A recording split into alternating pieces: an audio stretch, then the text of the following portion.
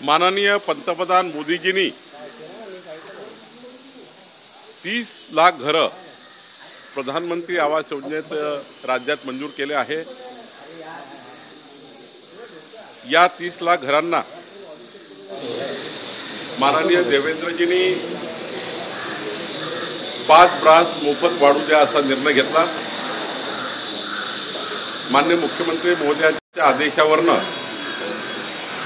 आता जे आमचे साठे आहे या सर्व वाढू साठ्यावरनं आणि सर्व वाढू साठ्यात 10% वाढू राखीव ठेवण्याचा निर्णय, म्हणजे ज्या ग्रामपंचायतमध्ये वाढू आहे त्या ग्रामपंचायतमधनं 90% लिलाव पद्धतीने कलेक्टर लिलाव करेल, पण 10% वाढू मात्र स्थानिक वापराकरता आणि खास करून प्रधानमंत्री आवास योजनेकरता आपण त्या ठिकाणी राखीव ठेवणार आहोत। त्यामुळे राज्यातल्या 30 लाख घरांना मोफत बिना रॉयल्टी प्रधानमंत्री आवास योजनेच्या घरांना वाढू मिळणार आहे।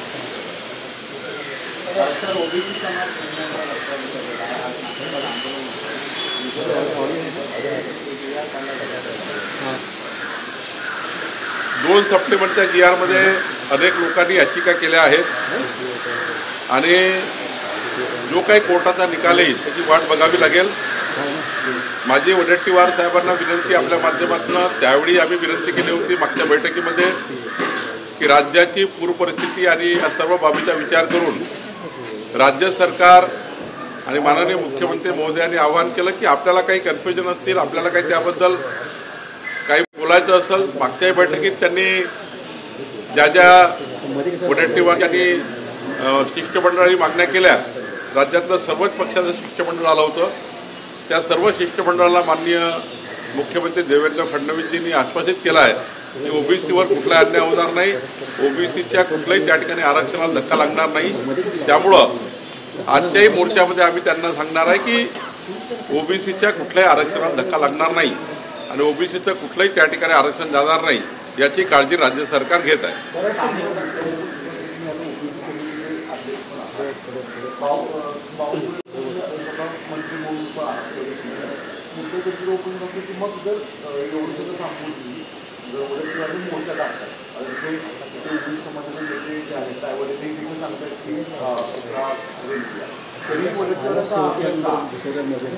त्यांच्या मनात संभ्रम आहे की या GRचा फायदा घेऊन मोठ्या प्रमाणावर बोगस प्रमाणपत्र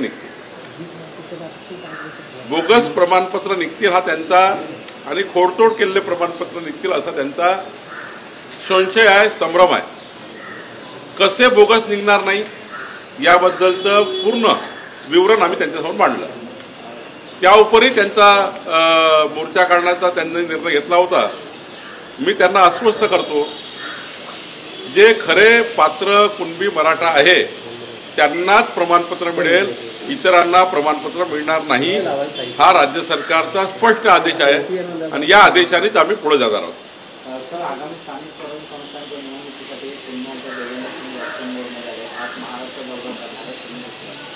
माननीय मुख्यमंत्री देवेंद्रजी, मी आणि माननीय आमचे अध्यक्ष रवी चव्हाणजी, आम्ही तिघेही आणि स्थानिक लेवलला आमच्या भागातले नेते आणि त्या भागातल्या कोर समिती जिल्हासह आम्ही या ठिकाणी चर्चा करणार आहोत। एकीकडे शेतकऱ्याची नुकसान भरपाई ही योग्य पद्धतीने जे पॅकेज दिलं ते खालीपर्यंत पोहोचलं पाहिजे।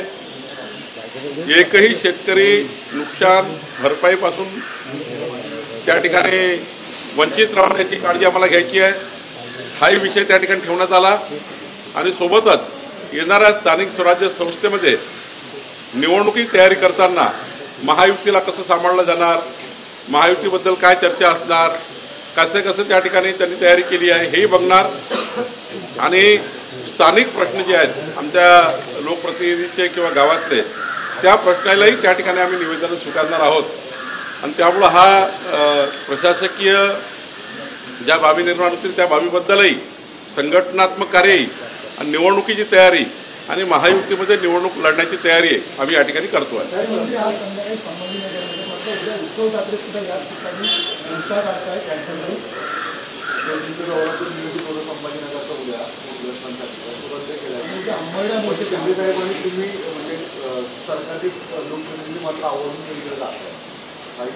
नाही, आमचं लक्ष पूर्णच आहे.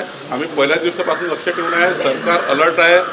म्हणजे पंचनामे करण्यापासून तर नुकसान भरपाईचं पॅकेज देतपर्यंत सरकारने आपली भूमिका योग्य पद्धतीने पार पाडत आहे.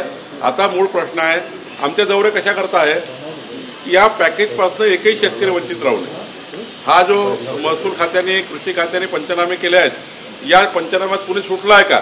अजूनही वाव आहे. आज आम्ही हे सांगणार आहे की वाव संपला नाही आहे. अजूनही काही तालुके ॲड होतील, अजूनही काही क्षेत्र ॲड होईल. आणि त्यामुळं आमचा हा जो प्रवास आहे, हा प्रवास मात्र शेतकऱ्यांना न्याय देण्याकरता आहे.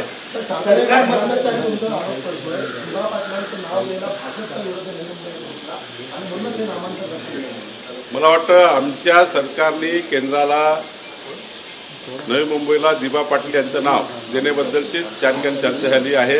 काही प्रशासकीय अडचणी येत असतात, त्यामुळं काही काळ लागेल, पण निश्चितपणे लोकांची मागणी पूर्ण होईल.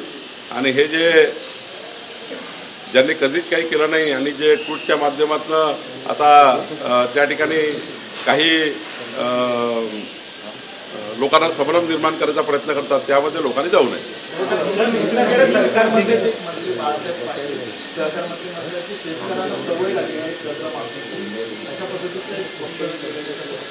नाही, असं कुठलंही वक्तव्य कुणीही सरकारमधल्या व्यक्तींनी करू नये. शेतकरी आर्थिक अडचणीमध्ये आहे आणि शेतकऱ्यांची कर्जमाफी करण्याचा मॅनिफेस्टो संकल्पनामा आमच्या महायुतीने दिलेला होता. पात्र शेतकऱ्यांना कर्जमाफी करायची आणि त्यामध्ये मी आधीच सांगितलं होतं, कर्जमाफी कुणाची झाली पाहिजे की ज्यांना खऱ्या अर्थाने कर्जमाफीची गरज आहे. शेतामध्ये फार्म हाऊस बांधलं, शेतामध्ये मोठं घर बांधलं, त्याच्यावर कर्ज उचललं, त्यांना कर्जमाफीची गरज नाही. पण जो बिचारा वर्षानुवर्ष 40-40 वर्ष राबतो आहे आणि कर्जावर कर्जच त्याच्यावर होत आहे, त्याच्या शेतीत उत्पन्नच होत नाही आहे, त्याला कर्जमाफी दिली पाहिजे. याकरता शासनाने जी कमिटी तयार केली, राज्यभर सर्वेक्षण चालू आहे. राज्याचा सर्वेक्षणाचा रिपोर्ट आला की त्याबद्दलचा योग्य निर्णय आम्ही करू. कर्जमाफी ही आमच्या संकल्पनामध्ये आहे.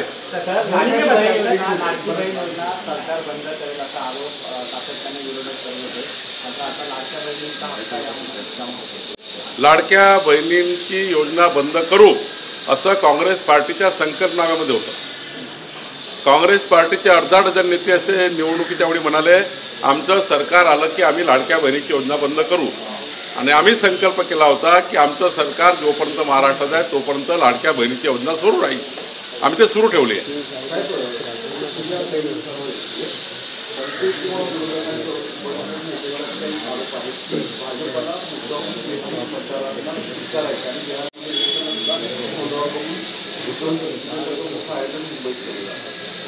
नेहमीच मुंबईत आयोजन असतं. या राज्यामध्ये जिथे जिथे त्या ठिकाणी उत्तर भारतीय लोक राहतात, नागपूरपासून अमरावतीपासून महाराष्ट्रभर कधीच छोटं आयोजन झालं नाही. प्रत्येक वेळी आयोजनामध्ये एक आकर्षक त्या ठिकाणी धार्मिकता आणि त्या ठिकाणी मोठ्या प्रमाणावर चांगल्या पद्धतीचं आयोजन होत असतं. सांस्कृतिक पद्धतीचं, धार्मिक पद्धतीचं आयोजन होत असतं. त्यामुळं हे राजकारणाशी जोडून आहे.